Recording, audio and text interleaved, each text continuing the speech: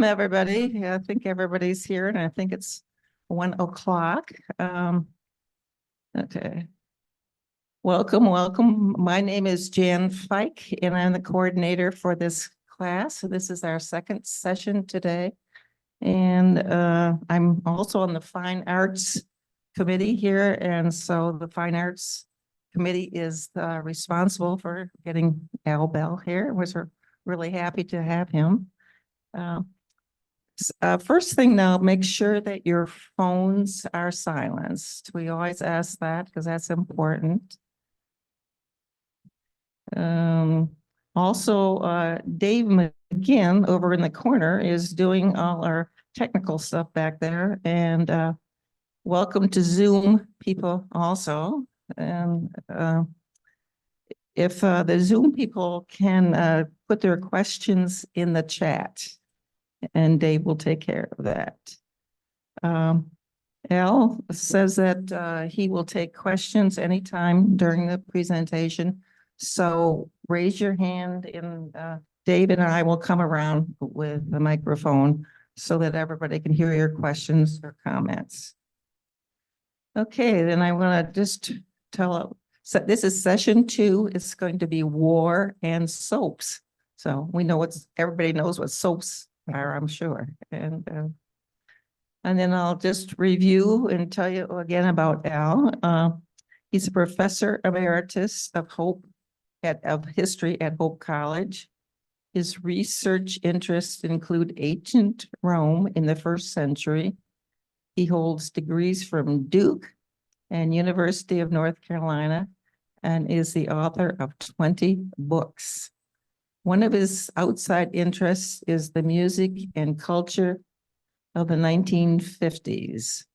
That has led to an interest in radio and other media from the earlier part of the 20th century. Let me check here, make sure I told you everything I have to do that I have to tell you. I think I have. Okay, let's welcome Al. Thank you.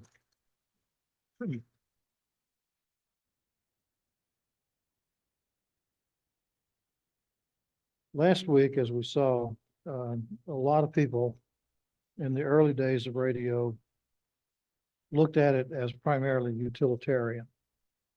They did not see entertainment value in it.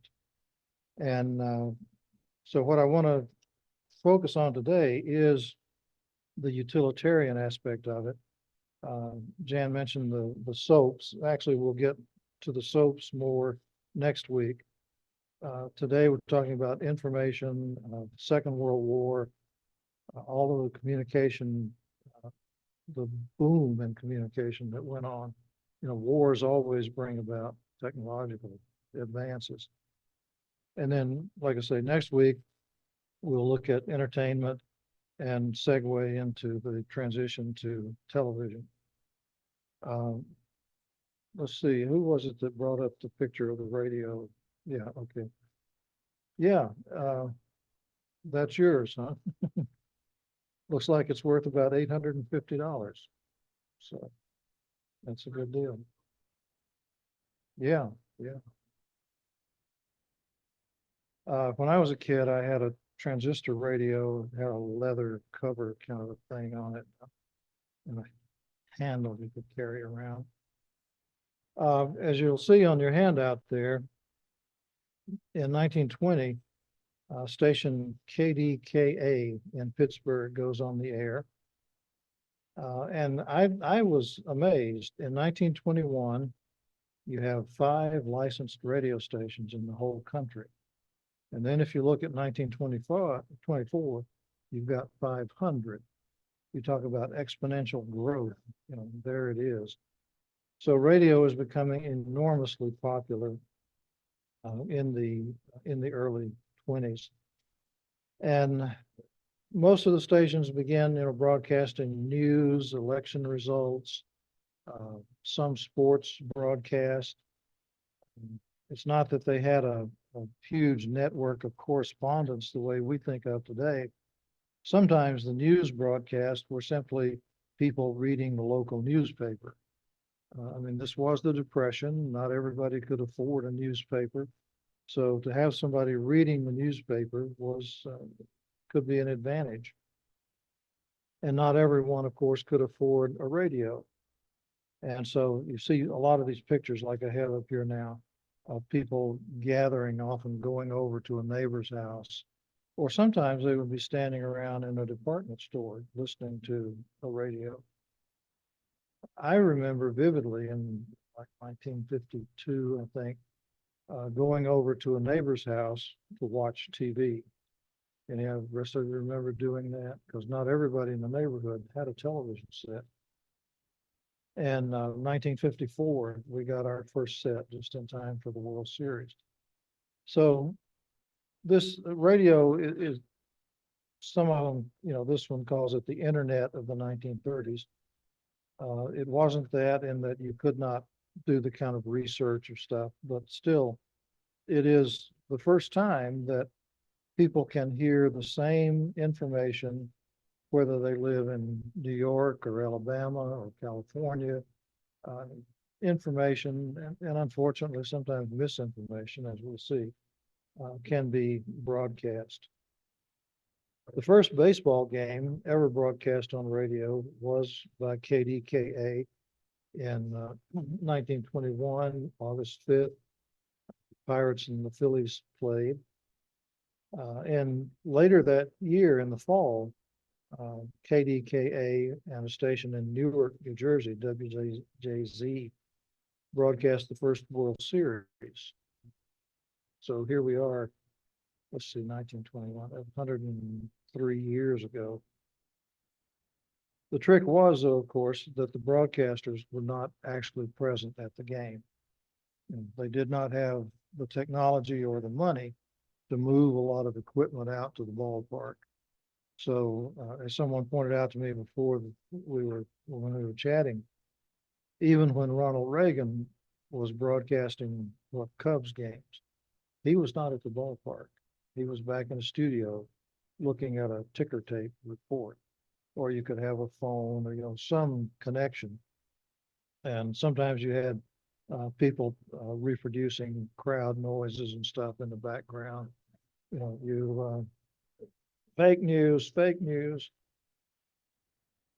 But here we go. The first couple of years of the 1920s, we're really getting into radio becoming a huge, huge thing.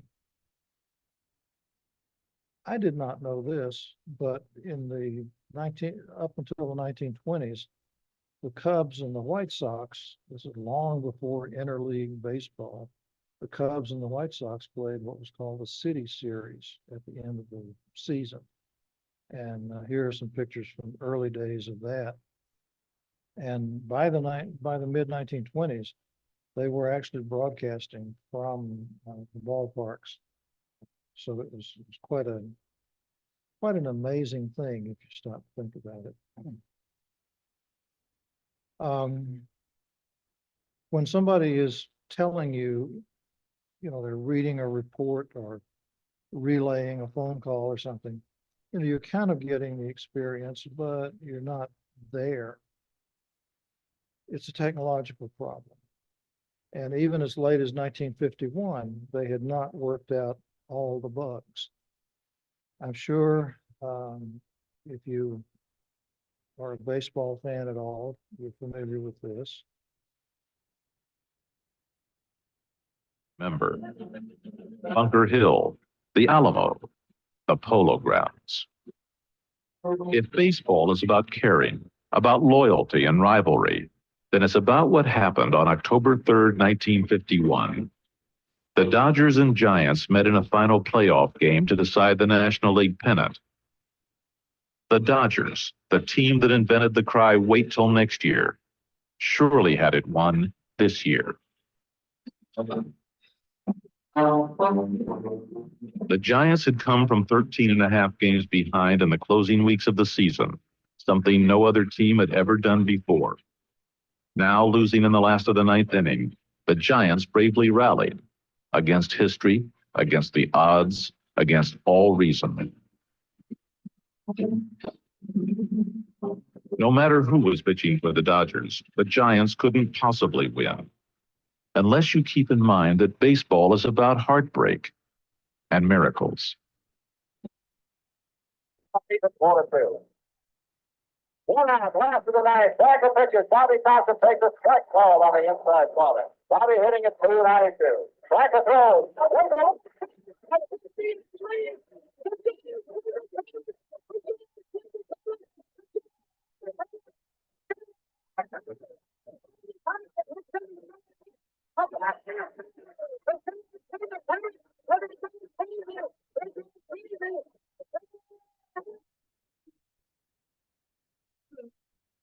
Remember, this was filmed as a newsreel film. You don't have sound on a newsreel film. You film it, you take it back to the studio, you develop it, and then you decide what you're going to add in terms of sound. Several years after this, they found out that somebody, I don't remember who, had his tape recorder on beside the radio because he was not able to listen to the game. He wanted to hear it later. So what you hear, the Giants win the pennant, the Giants win the pennant, that comes over a radio. And somebody then several years later decided, we could put those two together, and we would have what we see here or what we hear today. So, and we'll see in a little bit, this isn't the only time this sort of thing has happened. In 1923, Calvin Coolidge, Silent Cal, became the first president to address the nation by radio. Sometimes this is called the first State of the Union message. And again, you are looking at a newsreel and listening to what's coming over the radio. I also wanted to show this, stop it quickly here. Well, DeForest. Remember last week the name Lee DeForest, the inventor of the Country needs every ounce of its energy to restore itself. The costs of government are all assessed upon the people. This means that the farmer is doomed to provide a certain amount of money imagine listening out to of it the over sale the of radio. his produce, no matter how low the price, to pay his taxes. The manufacturer, the professional man, the clerk must do the same from their income. The wage earner, often at a higher rate when compared with his earnings, makes his contribution, perhaps not directly, but indirectly, in the advanced cost of everything he buys. Not the most impressive speaker you'll ever hear. But then, I mean, that was 1923. 10 years later.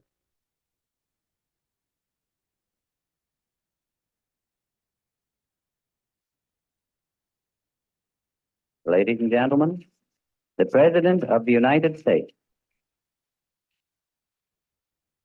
My friends, I want to talk for a few minutes with the people of the United States about banking. To talk with the comparatively few who understand the mechanics of banking, but more particularly with the overwhelming majority of you who use banks for the making of deposits and the drawing of checks. I want to tell you what has been done in the last few days and why it was done and what the next steps are going to be. I recognize that the many proclamations from state capitals and from Washington, the legislation, the Treasury regulations, and so forth, couched for the most part in banking and legal terms, ought to be explained for the benefit of the average. Of course, this is right at the beginning of his first term. First thing Roosevelt did when he came in was close the banks to stop everybody from getting all their money out. It was a very disconcerting time for a lot of people. But I think it's interesting to hear the difference between 1923 and 1933. Things are improving dramatically. And of course, 8 years later, when we hear Roosevelt talking about the attack on Pearl Harbor, I mean, it's amazing, just amazing. So radio stations are beginning to broadcast political speeches. They're beginning to broadcast conventions, all sorts of things. Newspapers, which have been the main source of information for people in this country for years and years, decades. The newspapers began to worry about this. After all, why would you want to listen to, or why would you want to wait until the next day to read about Roosevelt's fireside chats when you could hear it? What's the point? You get it almost, or you do get it as it happens. Some radio stations, and the Detroit News is one of them, or some newspapers. Some newspapers owned radio stations, but they used them to promote sales of newspapers. Because of course, the advertising in the newspaper is where they get their income. As I was doing this, I ran across one piece that, how many of you really understand how radio works? I don't. Something about sending waves out over the air. So as I was messing around, I ran across this, which I thought was Please like and subscribe to this channel and press the bell icon to get new video updates. Of course, you don't really hear the sounds that are being made in the studio. What you hear is a translation of the sounds.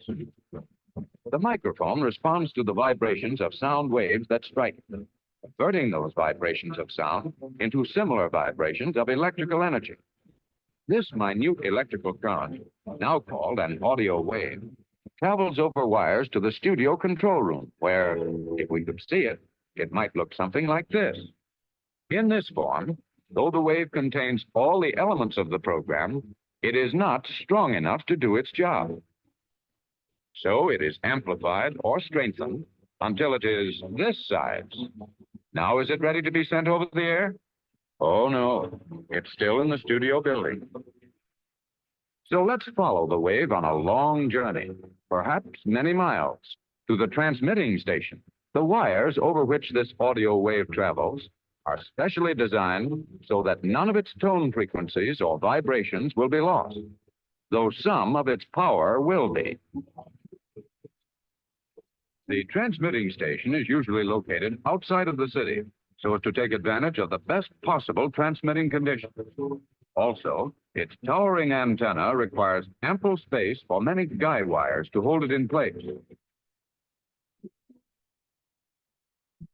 Behind those sleek metal walls are wires, vacuum tubes, electrical condensers, coils, switches, relays, and much other complex apparatus that represents years of technical research and development. But let's get back to our audio wave. Here it is, but not as strong as when it left the studio building, for some of its power has been lost on the way. So immediately, it gets a re-strengthening until it looks like this. Moving along to another amplifier, it passes through and comes out like this. Once more, it is amplified. Now it is powerful enough, but it isn't the right kind of wave to travel over the air. To reach your radio set, it's going to need some help. So over here, in what is known as a crystal oscillator, we generate another wave, a high-speed wave, having perhaps as many as 1 million vibrations per second. That would look something like this, if we could see it. This must likewise be amplified.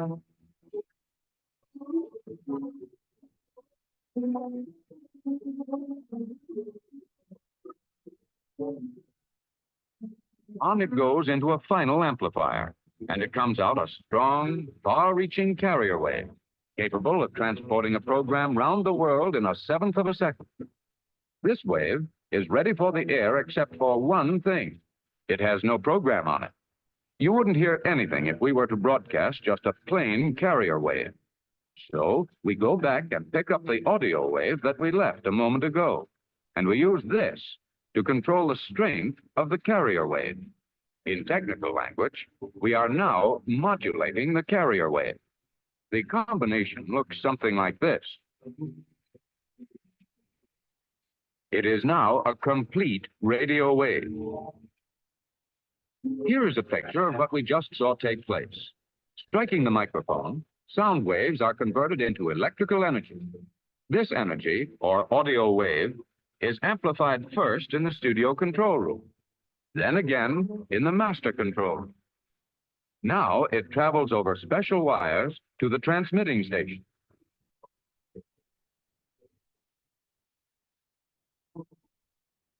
Here it is amplified once, twice, 3 times. Meanwhile, another wave of very high frequency, the carrier wave, is being generated by the oscillator. This too is amplified once, twice. Now the audio wave is made to control the carrier wave, modulating or impressing its own pattern of sounds, music, and voices onto the high-frequency wave, producing the complete radio wave. This changing radio wave is now ready for business. It's in these wires now, on its way to the tower.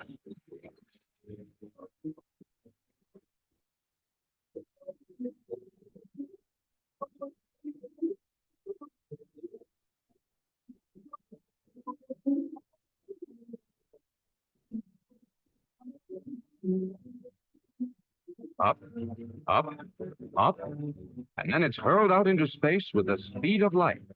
Now our program actually is on the air. Brought by your aerial, the wave sets up currents in it and your receiving set. When you tune your radio to the same frequency as the transmitter's carrier wave, these currents, traveling through your set's various circuits and loudspeaker, will give a true reproduction of the studio program. All day, the radio station is routing programs out to the transmitter from its various studios and from remote sources. Millions of listeners profit from the relaxation each program offers. For on radio's elaborate bill of fare, there are programs to fit every desire and need.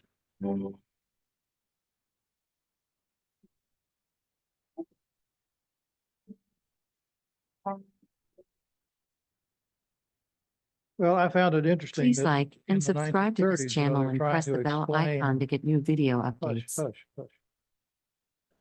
You know, they're trying to explain this new phenomenon. Please like and subscribe to this channel and press the bell icon to get new video updates. Tonight, we're talking about National Moving Coil Communications Receivers, 1930. Okay, we'll mute it for a minute there. So this is the new force that's coming into play in the late 1920s, early 1930s. Some people said, hey, this is going to be a great thing. It'll be democratizing. Everybody will have the same information. You won't have stuff going on in the back rooms and so on like that. But other people said, what are people going to be sending into our homes? And that becomes, you know, the great moral issue of the late 20s and 30s. We see the same thing coming in with movies. I mean, the movies that came out before 1934, many of them were deliberately salacious and pretty marginal in terms of their moral quality. So people are beginning to wonder about what can we do to somehow get control over this unknown force, this thing that's just out in the air all around us. And I think we have, you know, the same sort of issues today. Do we make TikTok sell, you know, all that sort of stuff? How do we control this? And there were a couple of pictures, I don't have them pulled up, but there are a couple of pictures where they talk about the hypnotic quality of radio. And, you know, you see kids sitting there with the earphones and I think, geez, it's just like today. But other people who weren't quite so pessimistic, perhaps, thought that radio could create a mass audience. One scholar said the audience for radio would be more inclusive, more rural, more domestic, whatever you think of its taste, more broadly American.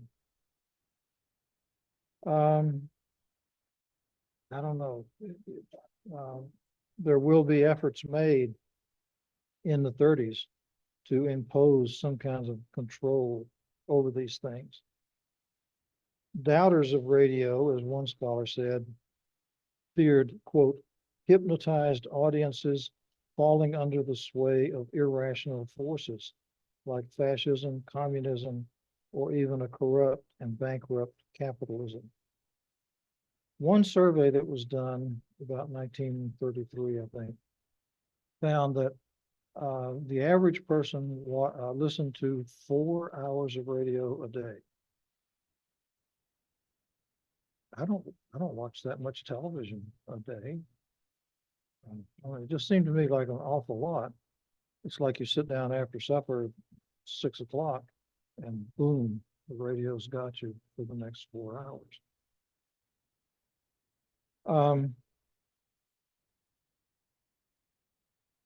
Franklin Roosevelt, of course, was the first politician to really recognize what radio could be used for. But he was not the only one.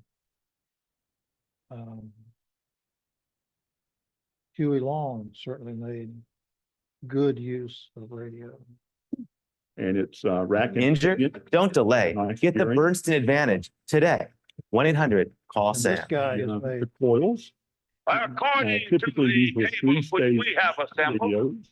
And it you'll is see our 3 coils estimate I've got 2 vertically. things going So on. that means we've had 5 4% tuning of the angles American on this people. particular catacomb, and that varies by the radio. Of course, nice aluminum How do shielding, I get him to shut up? nice short contacts. Keep the connections very short but very positive as the catacomb moves back and forth. So you shift coils at the twist of a knob. Please like and Cast subscribe to aluminum this shield channel and glides press along the a bell smooth icon to graining get new track. video updates. Each coil is in its own shielded compartment. The one set of desired coils are locked directly Where below is the this main guy tuning coming valve from? with very short electrical communication connections. All the Yeah, I other can't coils figure are out which completely one out it of the is, circuit though. and out of the way. And you've got some really good silver plated side white This contacts voice I and can't a get nice rid of. detent when you get to the point for that particular frequency range. You can feel it What do I do? click in, and a nice front. Close that. Hit the X and close it. Okay. Thank you. So do you want to get back to your email or are you good? If I get here, I can get to Huey Long. I think that's what I got to do. I'll take this. Once you get that started, I'll take that off. Okay. According to the tables which we have assembled, it is our estimate that 4% of the American people own 85% of the wealth of America. And that over 70% of the people of America don't own enough to pay the debts that they owe. How many men ever went to a barbecue and would let one man take off the table what's intended for 9/10 of the people to eat? The only way you'll ever be able to feed the balance of the people is to make that man come back and bring back some of that grub he ain't got no business with.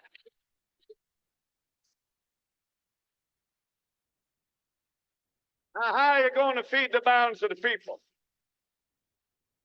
What's Morgan and Baruch and Rockefeller and Mellon going to do with all that grub? They can't eat it. They can't wear the clothes. They can't live in the house.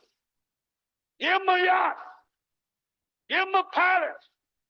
Send them to Reno and give them a new wife when they want it. That's what they want.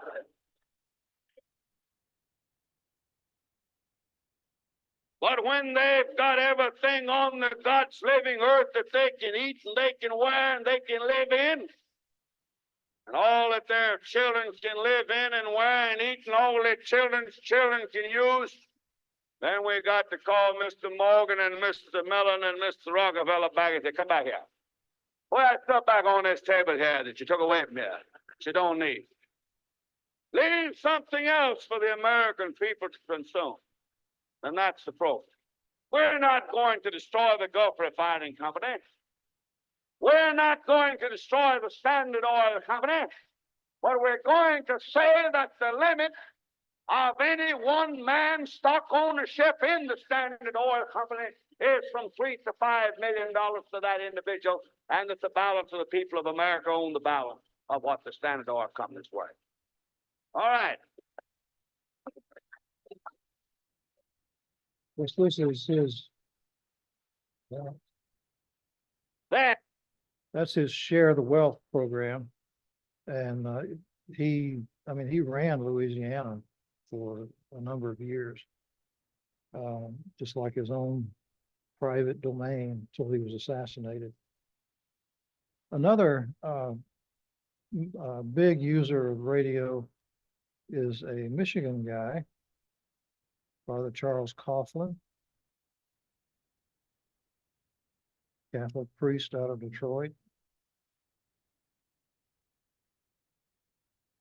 And therefore, choosing right instead of might, choosing to be on the side of justice instead of on the side of modern capitalism with its intermingling with socialism and communism, I stand before you tonight to warn you, careless of what the future holds for me, that this relief that has failed to relieve by pounding up its taxation, by doubling its assessment upon the payrolls of the nation, by finding its way into the grocery shop where you purchase your food, this relief that lives upon suckers, taking from the people every penny they own, is due to crumble and fall before 1 year from this April.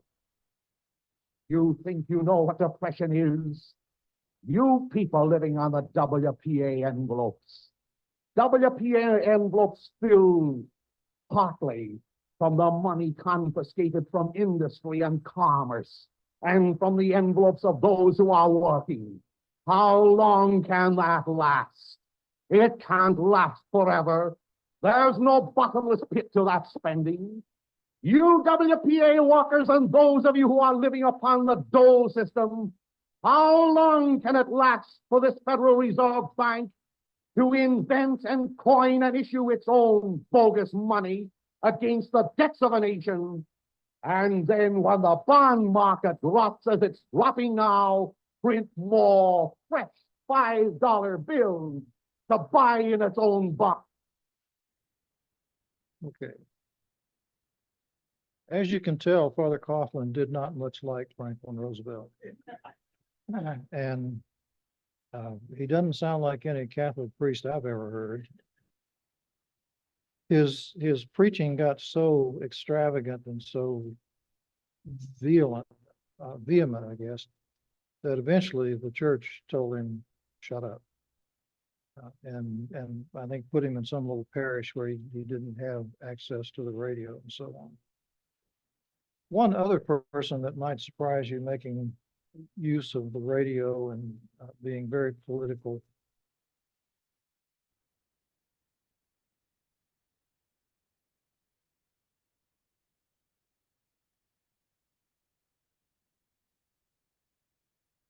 In this one, he gets some feedback from the audience. We cannot allow the natural passions and prejudices of other peoples to lead our country to destruction.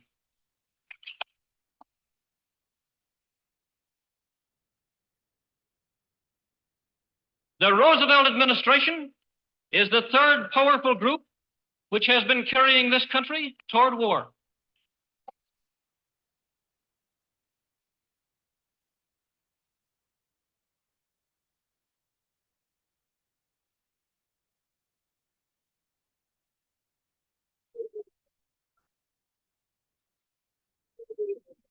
Its members have used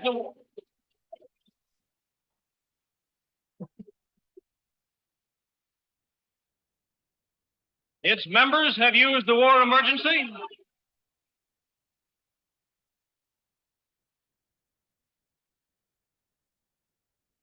Its members have used the war emergency to obtain a third presidential term for the first time in American history. They have used the war to add unlimited billions to a debt which was already the highest we have ever known. And they have used the war to justify the restriction of congressional power and the assumption of dictatorial procedures on the part of the president and his appointees. Lindbergh was an isolationist. He did not want us to get involved in anything going on in Europe.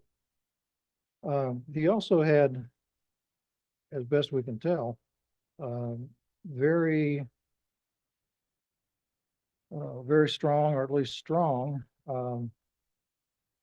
sympathies to the Nazis. You can see a couple of pictures here. This is Hermann Goering presenting Lindbergh with an award. And you do see, this is not the only picture, but you do see some with Lindbergh doing the Nazi salute. Yeah. So, Was this speech given before the kidnapping? no, this is the kidnapping was in 32, and the speech that he was making was shortly after Roosevelt's third term began, so that would have been 41. Okay, thank you.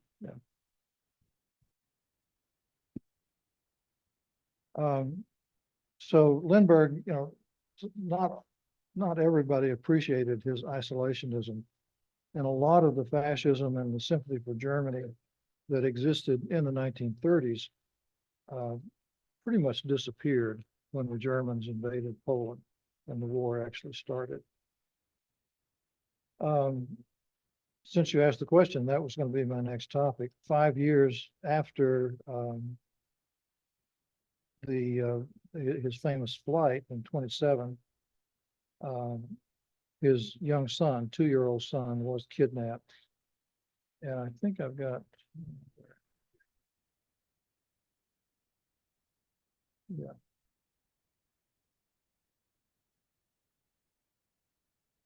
Cute little kid, curly blonde hair. They lived in New Jersey, and the child disappeared sometime between 8 and 10 p.m. one evening. And the way the kidnapping was covered, it was like JFK's assassination. It was the issue. Radio stations, usually at that time, shut down at midnight or 1 a.m. or just turn the transmitters off and everything. But because of this incident, they left the transmitters on so they wouldn't have to spend half an hour warming them up in case they found out anything immediate. It did turn out that a man named Bruno Richard Hauptmann was eventually arrested. The ransom that he asked for was paid in $5 gold certificates, which were about to go out of use in the United States. And he or somebody spent one of the things at a gas station, and the clerk recognized it and, you know, called the police and everything. So Hauptmann is arrested. I think a lot of people are not really sure who did this, but he was convicted and he was put to death. He was electrocuted, and they covered the electrocution, you know, just like it was a public event or something like that. I did notice as I was working on this, Hauptmann was an alien who had entered the country illegally. Where have we heard that before? Some people have wondered if Lindbergh himself might not have been involved in the kidnapping of the child. And of course, the child was murdered. They paid the ransom, and then the boy's body was found not all that far from the Lindbergh's house. Some people have suggested that, and there's enough that we know this, that Lindbergh was concerned about the fact that his son had some abnormalities. His head was a little larger than would be considered perfect, and he had some weakness in his legs. And if you're a Nazi, you want your kids to be perfect. And so some people have wondered if Lindbergh might have been disappointed in the imperfections in his own son. I don't know. The Lindberghs listened to the execution on the radio. It was delayed for 55 minutes. And one of the journalists, a man named Gabriel Heater, ad-libbed for 55 minutes while they were getting things ready. Heater always began his broadcast with, there's good news tonight. And on the day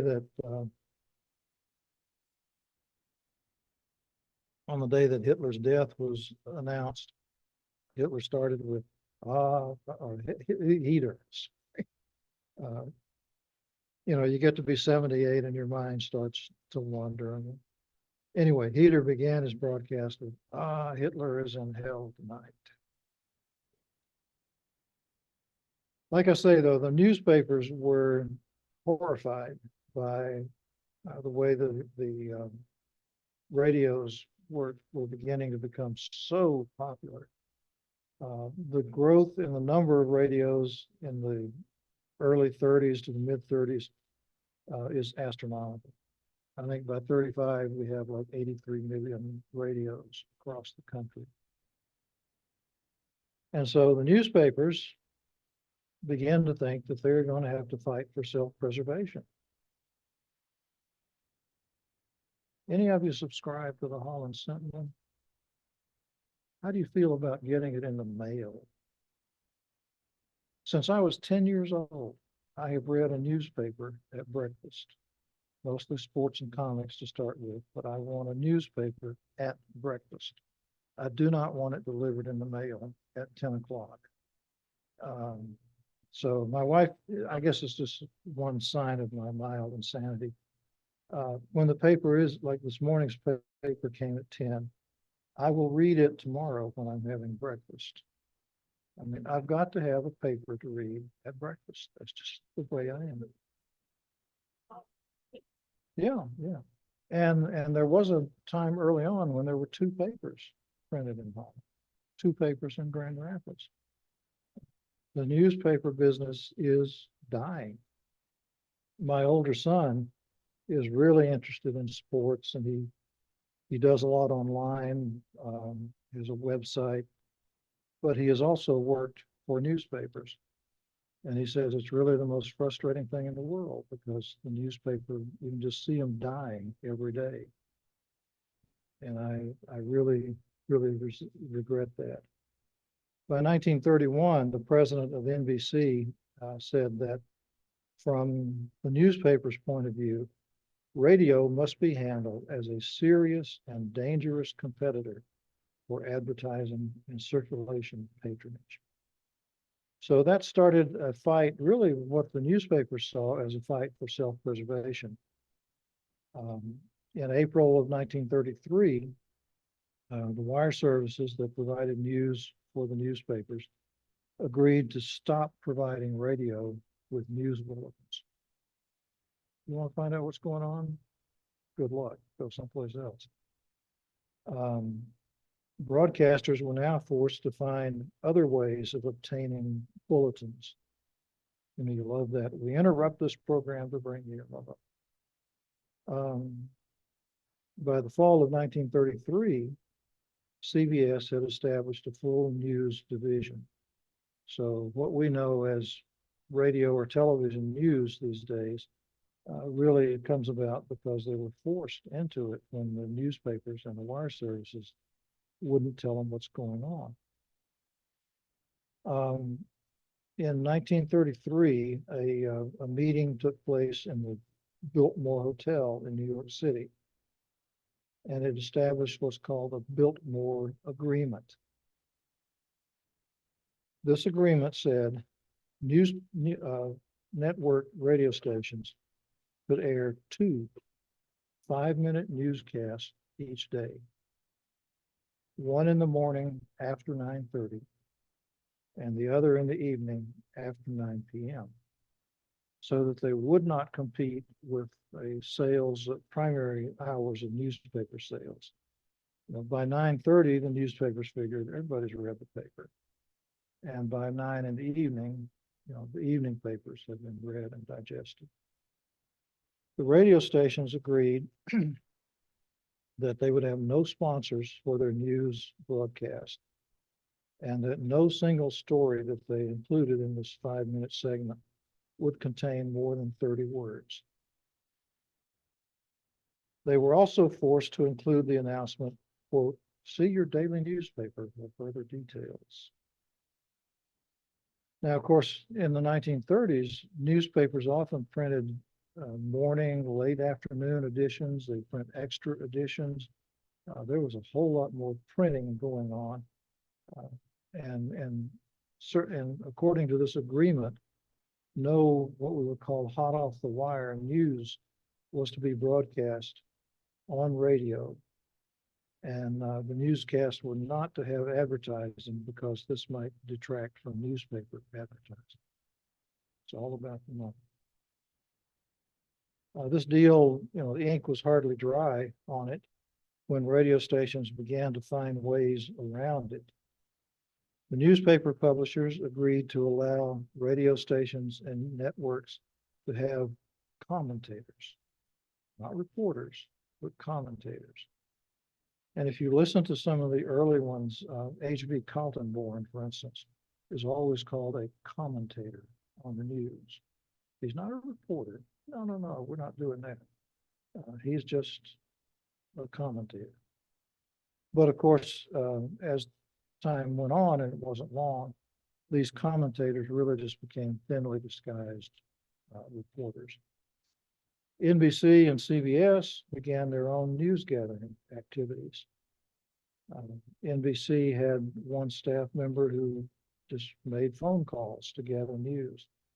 And we're told that sometimes he would scoop the newspaper reporters because, you pick up your phone and somebody says, "This is so-and-so from NBC," you're going to talk to them. And if you're not willing at first, the person could say, "Would you like a couple of tickets to Jack Benny's show?" Something like that. They had ways of getting information. By this time, by 1933, there are 600 radio stations in the country. Only 150 of them were network owned. And so they're the only ones that are bound by this so-called Biltmore Agreement. And, since the Associated Press and UPI would not give the radio stations any news, they founded their own press service called Trans Radio Press Service. And it functioned up until the late 1940s. The idea of having a long news broadcast, was still a novelty in the 1930s. I don't know what they would think of 24-hour, 7-day a week. Sometimes my wife and I have agreed, we're just so sick of all of this political stuff that we're just not going to watch it. Catch a few minutes of Rachel Maddow now and then, but we're not going to watch a whole lot of MSNBC or CNN or something like that.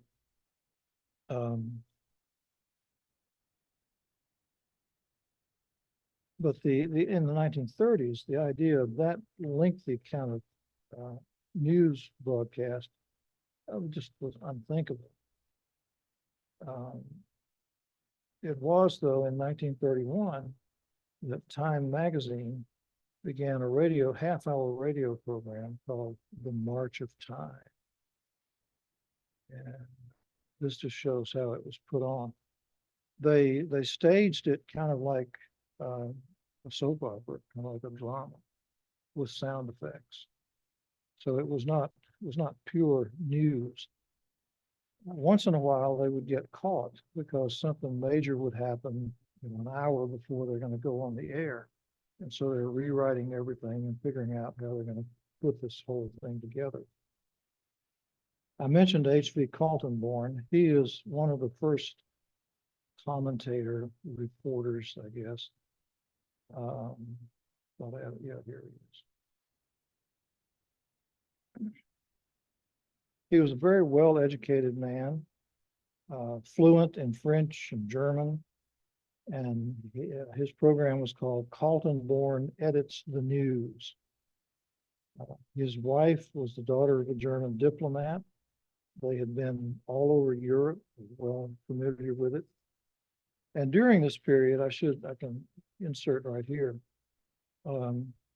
During this period, Americans were much, much more interested in Europe for a couple of reasons. One, it's a whole lot closer to us than anything across the Pacific. And it's a lot easier to get radio broadcast information from Europe.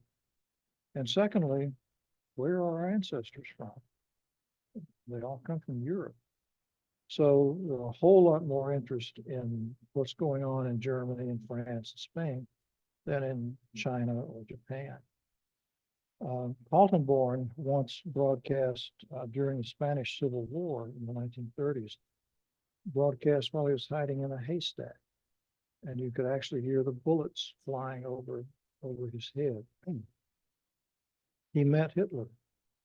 And as he described him, quote, "I felt almost reassured.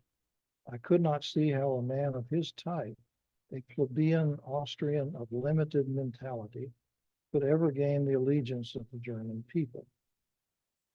What we underestimated," and I think we ought to listen to this, "what we underestimated was the appeal of the irrational and the impact of cleverly manipulated and constantly hammered propaganda on the minds and emotions of the people. Hitler once said," Kaltenborn quoted, "Hitler once said that there are 3 rules to successful propaganda. Make it simple, say it often, and make it burn." Make it burn, sorry. So like I said, he's a very well-educated person. And many of these early news commentators were university educated, or like Kaltenborn, they spoke foreign languages and so on. I don't mean to sound sexist about this, but as I look at MSNBC or some of these others, here's our senior White House correspondent, and it looks like some girl who was in one of my history classes. I mean, senior, she can't be 30 years old. How do you get to be senior at that age? Anyway, as I say, Kaltenborn was one of the early, very important commentators. Another one who was very well thought of, I think I just got a picture here, Lowell Thomas. I imagine most of us remember Lowell Thomas quite well. He made us aware of T.E. Lawrence of Arabia back in the First World War, traveled the world during the 30s and 40s. And as he liked to put it, he wanted to present news while it is still news. His voice, certainly very pleasant to listen to. And he did have a nice closing line, "So long until tomorrow." Another commentator who rose to fame, particularly out of the Lindbergh catastrophe, the kidnapping and the murder of the baby, is this fellow.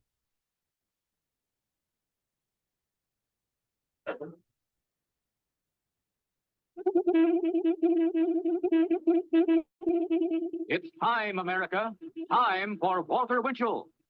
And now a page from our Sunday morning almanac, April 7th, 1897, 122 years ago today, the day Walter Winchell was born in New York City. A tabloid columnist turned broadcaster, by the 1950s, Winchell was a regular on TV. Mr. North and South American, all the ships at sea, let's go to press. Washington, D.C. With his staccato delivery, that telegraph sound, and a trademark hat, Walter Winchell mixed breaking news Near Royce City, Texas, between San Antonio and St. Louis. Several reported killed. Just happened. We may have more on it later. Next is Arthur Godfrey. with celebrity gossip. Jack Dragnet Webb made a very big denial of Jack O'Brien's scoop that Webb would not next marry Dorothy Town of Hollywood.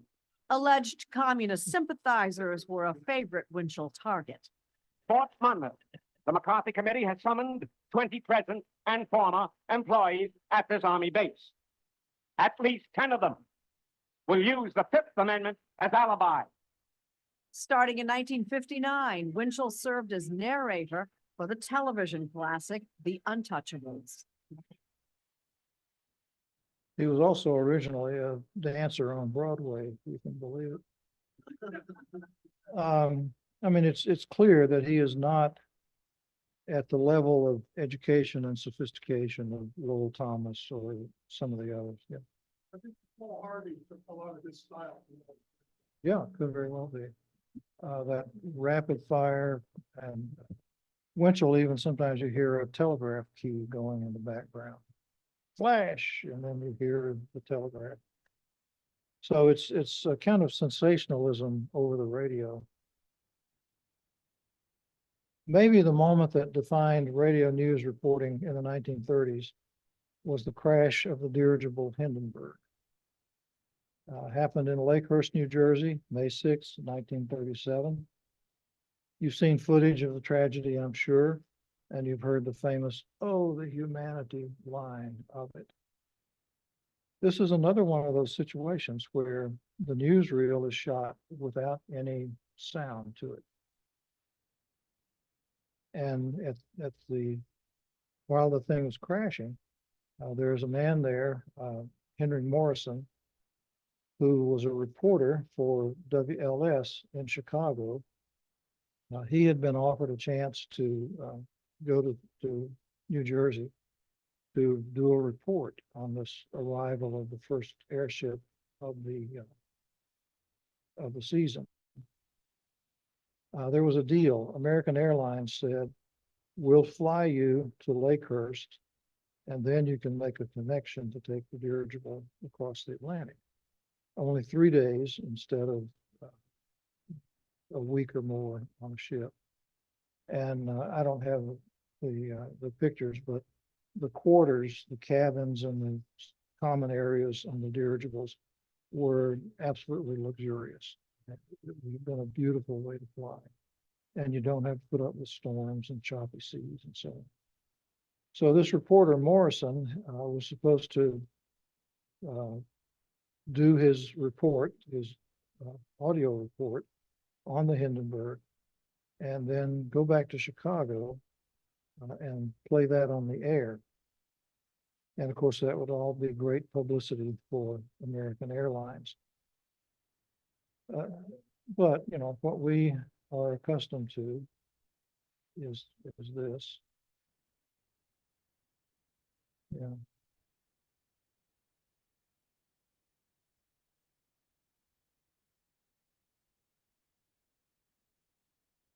Take you now to Lakehurst, New Jersey. The ship is riding majestically toward us. It's practically standing still now. They've dropped ropes out of the nose of the ship. The first in the plane. Get it started. Get it started. It's fighting and it's crashing. It's crashing terrible. Oh my! Get out of the way, please. It's burning, bursting into flames, and it's falling on the mooring mast and all the folks between the This is terrible. This is one of the worst catastrophes in the world.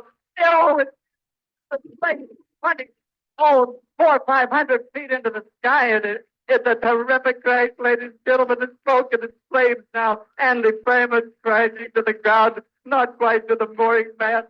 All the humanity and all the fans. Of course, you're looking at newsreel footage, which has been wedded to this radio reporter's account of what's going on.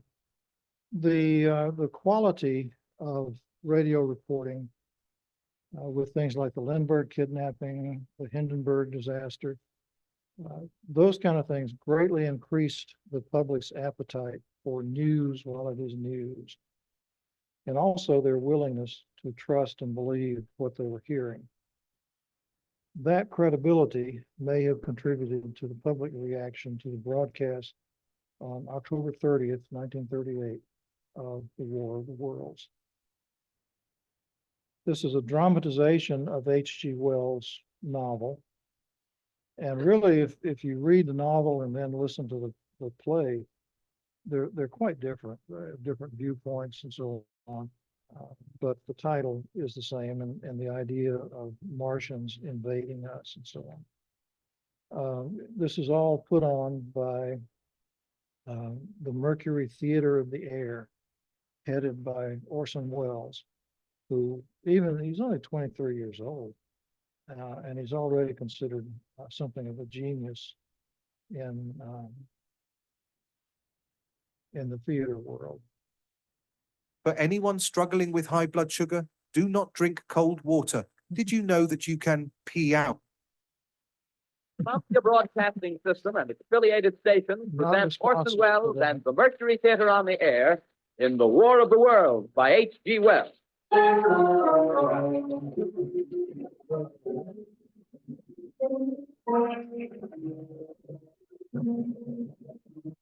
Now, of course, if you regularly tuned in at 8 o'clock on Sunday evening, you would hear this. This is the Mercury Theater of the Air, and we're presenting this play.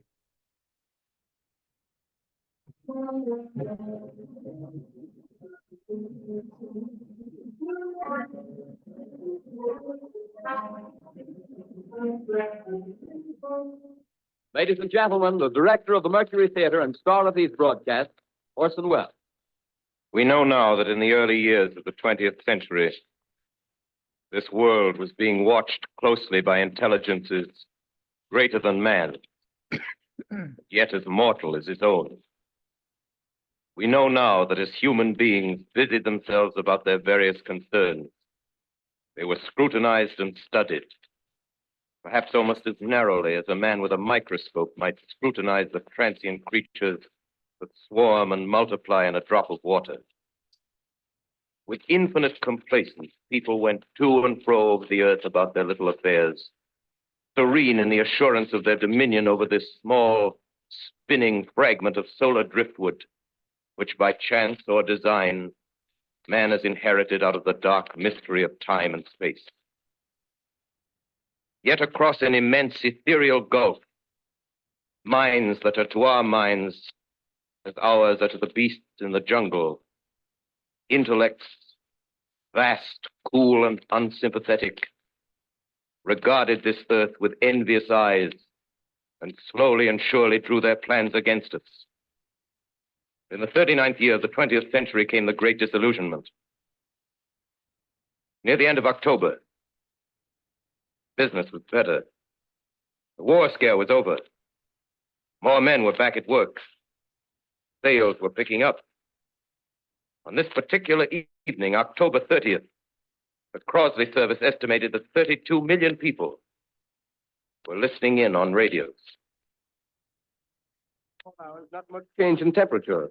A slight atmospheric disturbance of undetermined origin is reported over Nova Scotia, causing a low-pressure area to move down rather rapidly over the northeastern states, bringing a forecast of rain accompanied by winds of light gale force.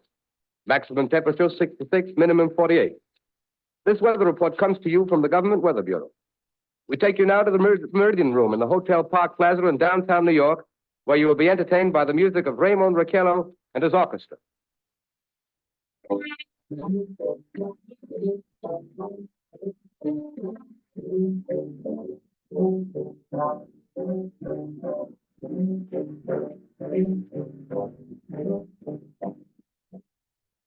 Good evening, ladies and gentlemen.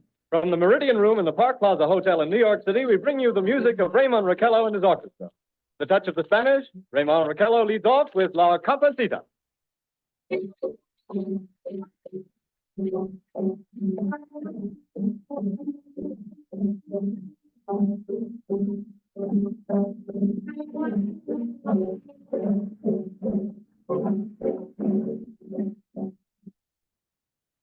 Ladies and gentlemen, we interrupt our program of dance music to bring you a special bulletin from the Intercontinental Radio News.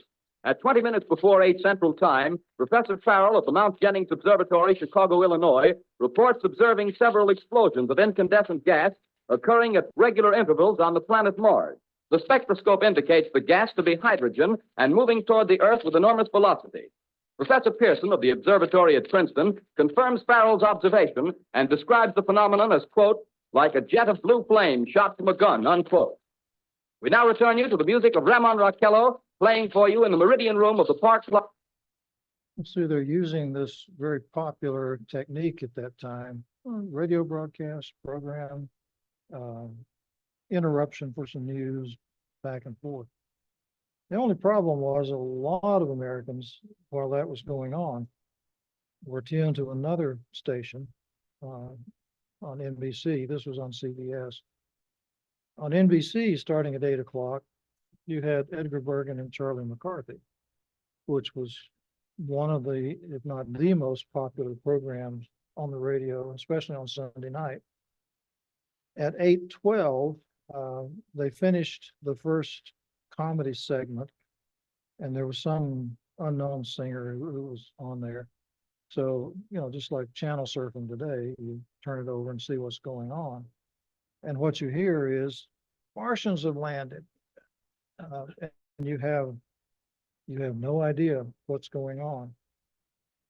The actor who played the reporter who was telling us about the landing said that he had listened to the Hindenburg crash, and he modeled himself after that sort of panic style that the man was using in that audio.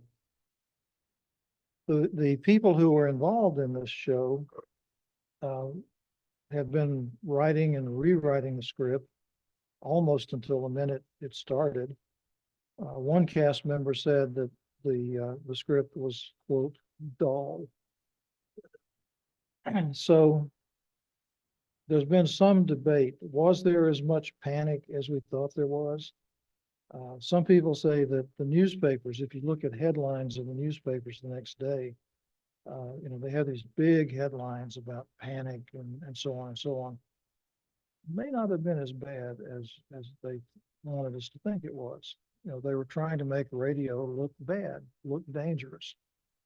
I did see one interview, I didn't bring it up, but I saw somebody who had interviewed telephone operators who were working while this was going on. And they said that, of course, the switchboards were just swamped while all of this was happening. And yet they said people weren't really asking what was going on, They were wanting to talk to somebody because they thought it was the end of the world. Orson Welles came on immediately after the broadcast and reminded people, hey, it was a radio program. He said, quote, radio is new and we are learning about the effect it has on people. We learned a terrible lesson. He sort of vacillated. Sometimes he seemed to think that he hadn't done anything that really created a problem. Other times he seemed to think, damn, I did exactly what I wanted to do. So we don't really know how he felt about it. But, you know, this is 1938. He is almost immediately invited to Hollywood. And by 1941, we get Citizen Kane. So this really is the beginning of his career. My dad often talked about this. He was a college student and listening and a regular listener to Mercury Theater. So he and his buddies had all gotten together and they were looking forward to this because he was a science fiction fan. And this was in Houston, Texas. He was at Rice University. And they were enjoying the broadcast, and all of a sudden into their room, another student burst in saying, have you heard, we're being invaded, the Martians are arriving. And he went crashing off down the hallway. And there really was, at least in that particular dormitory, there was real panic. And my dad and his friends went out to try and calm everybody down and, you know, say, no, this is just this is a regular program, this is what's going on. But that small college was really stirred up and really worried what was Yeah. going on. I can imagine. Thank you.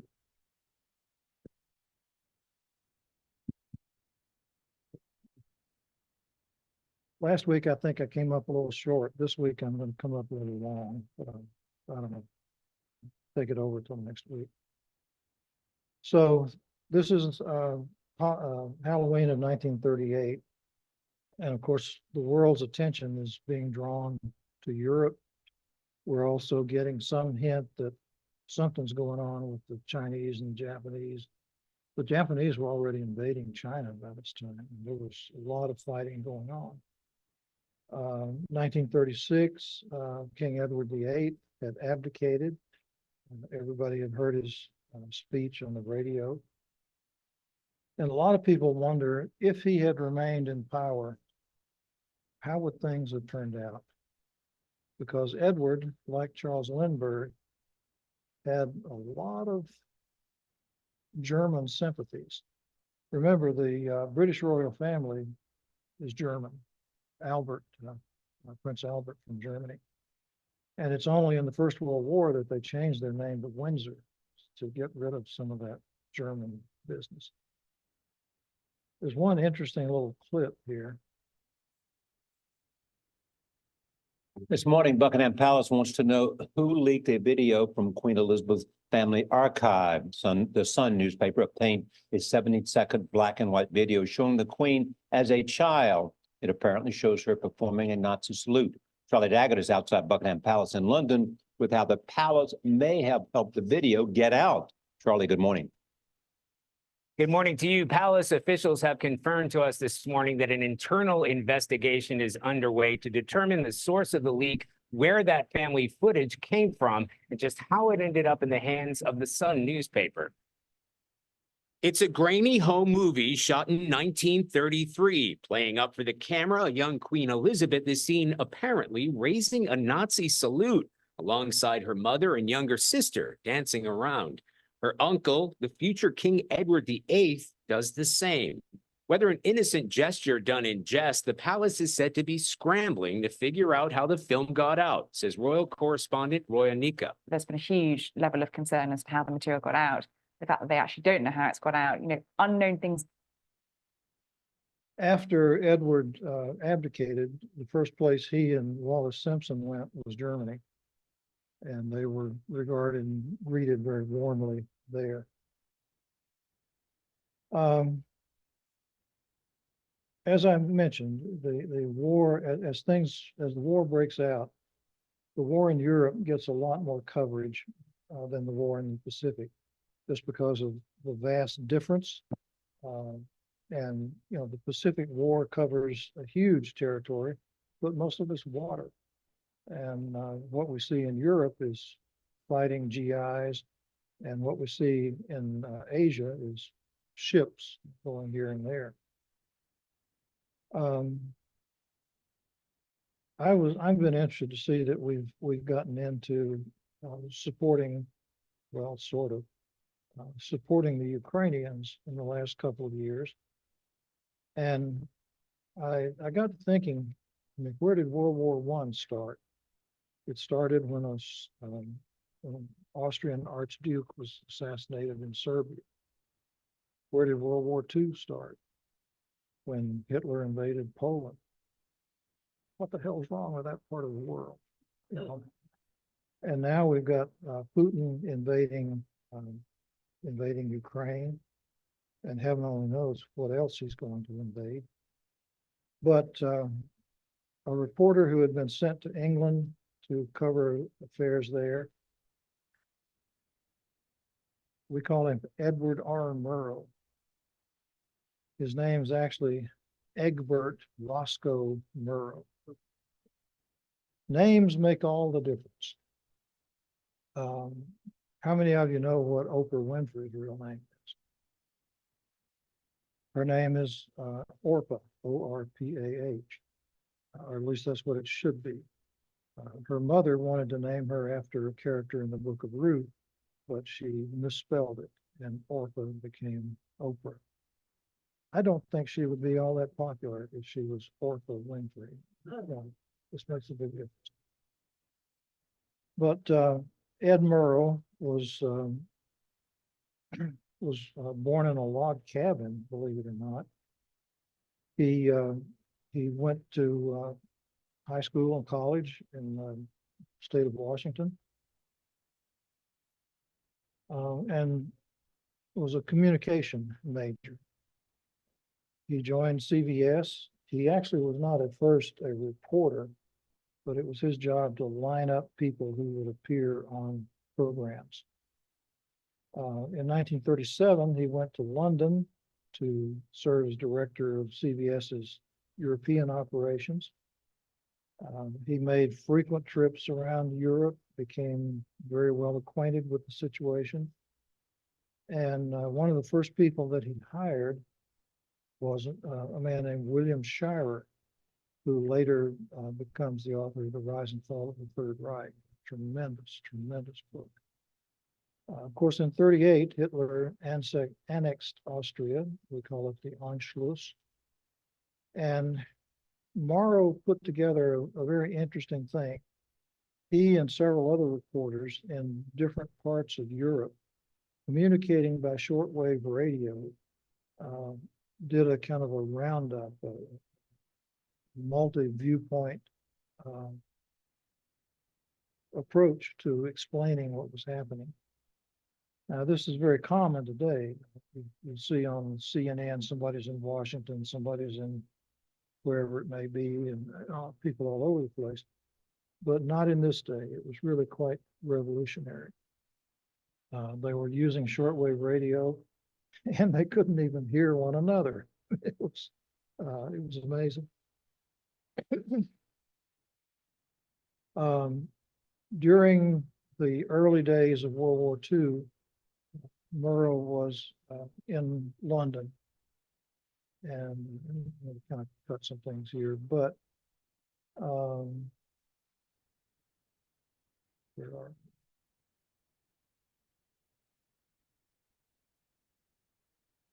This is August 24th, 1940. This is Trafalgar Square. The noise that you hear at the moment is the sound of the air raid siren. I'm standing here just on the steps of St. Martin's in the Field. A searchlight just burst into action off in the distance. One single beam sweeping the sky above me now. People are walking along quite quietly.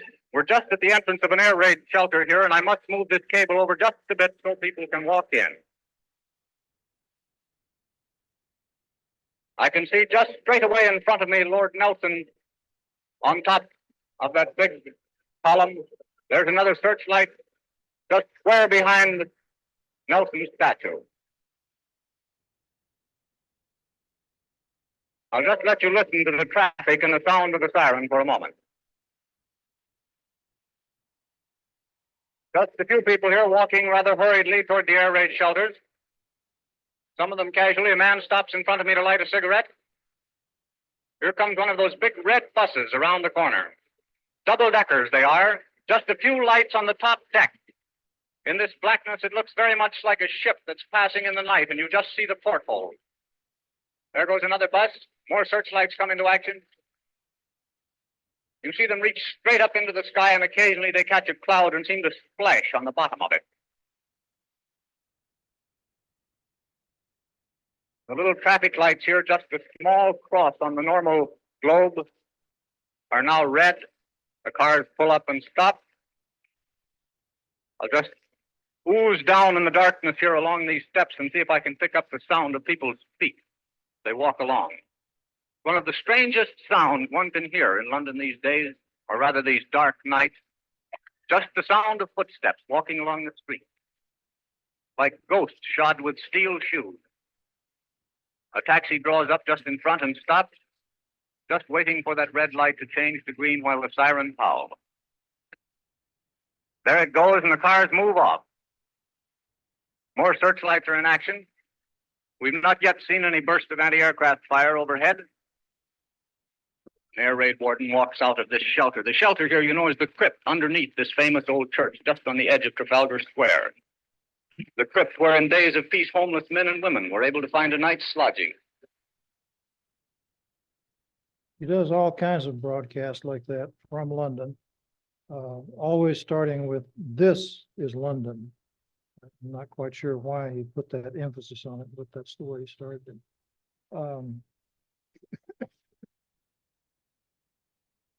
Sorry. He, in addition to being a great reporter in London, he had an affair with Churchill's daughter-in-law. So, he almost married her, but then his wife had a baby, and so he decided not. He is often credited with kind of walking Americans up to the beginning of the war.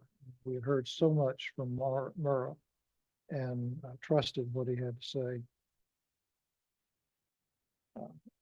He went back to the U.S. in 41 and did most of his reporting during the war from there. But you'll see on your list the people that he hired.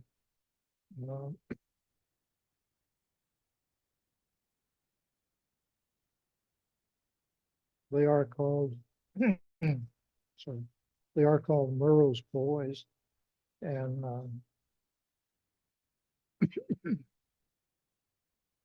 they certainly shaped news reporting and broadcasting as we know it today.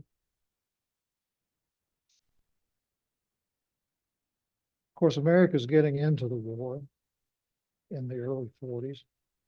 And I know this is silly, but it's how I want to end it.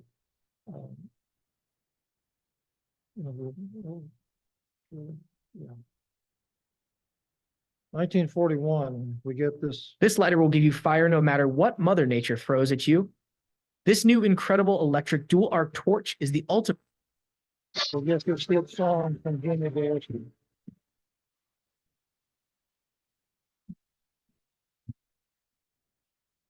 You marched away and left this town as empty as can be.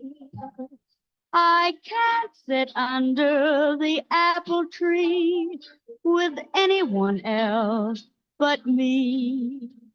For there is no secret lover that the draft board didn't discover.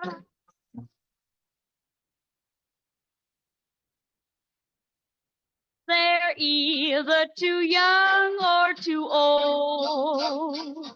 They're either too gray or too grassy green. The pickings are poor and the crop is lean. What's good is in the army. What's left will never harm me. I'm either their first breath of spring, or else I'm their last little fling. I must confess to one romance I'm sure you will allow. He tries to serenade me, but his voice is changing now. I'm finding it easy to stay good as gold. They're either too young or too old.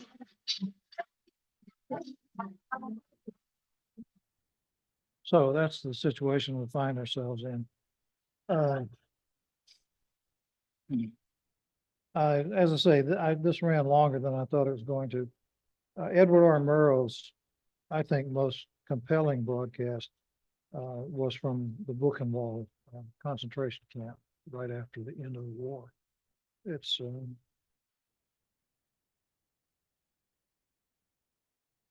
it will get to you.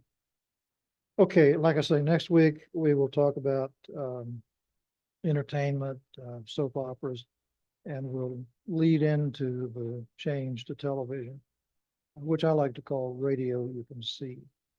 And I'm going to show you a couple of things that make all the difference between radio and television. So I hope you're looking forward to that. Questions or comments? it takes a long time. And it is, I mean, it's him walking through, telling us what he's seeing back and forth. It is moving, to say the least. I'm sorry, I ran out of time. Anything else? Well, if there are no questions, we'll take a couple of minutes then and listen to the book and Ball piece.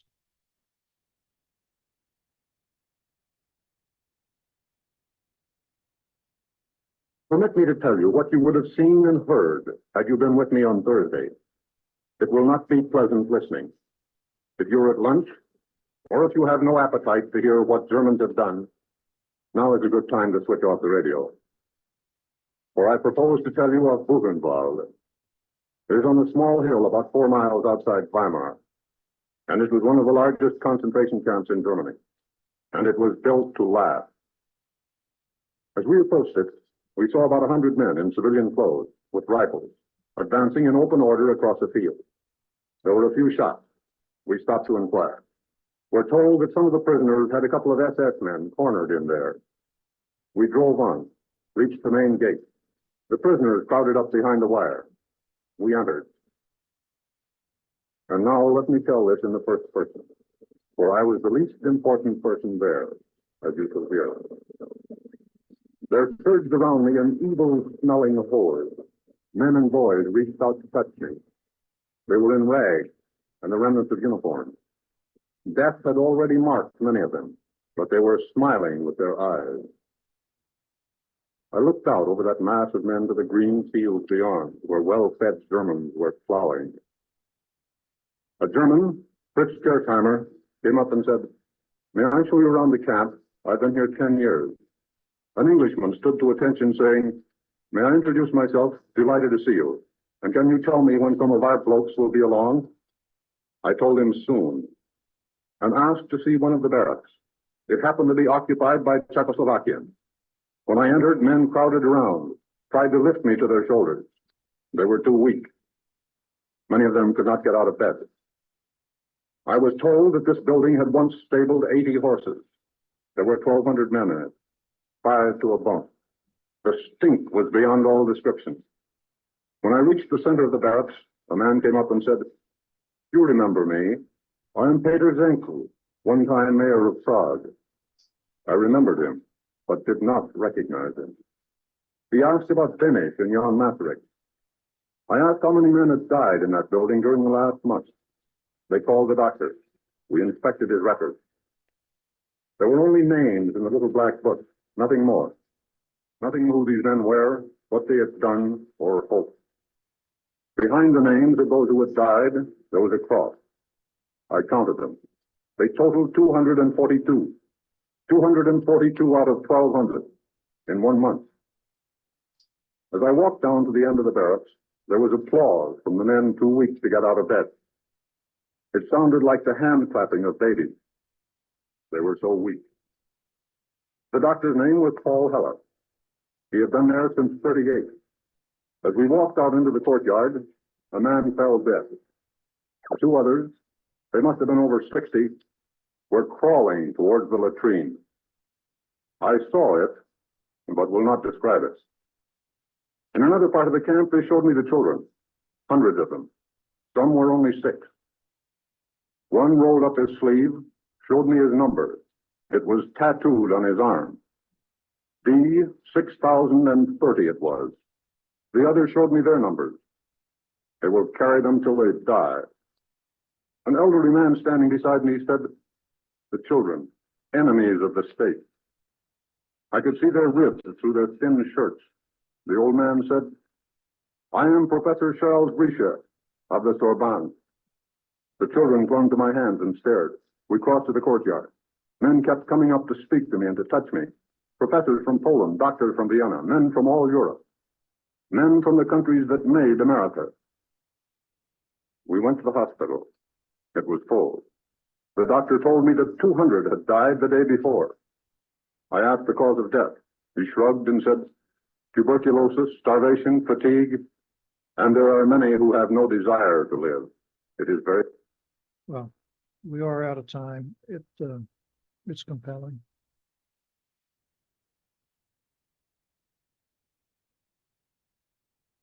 Okay, I will see you next week. More fun, I hope.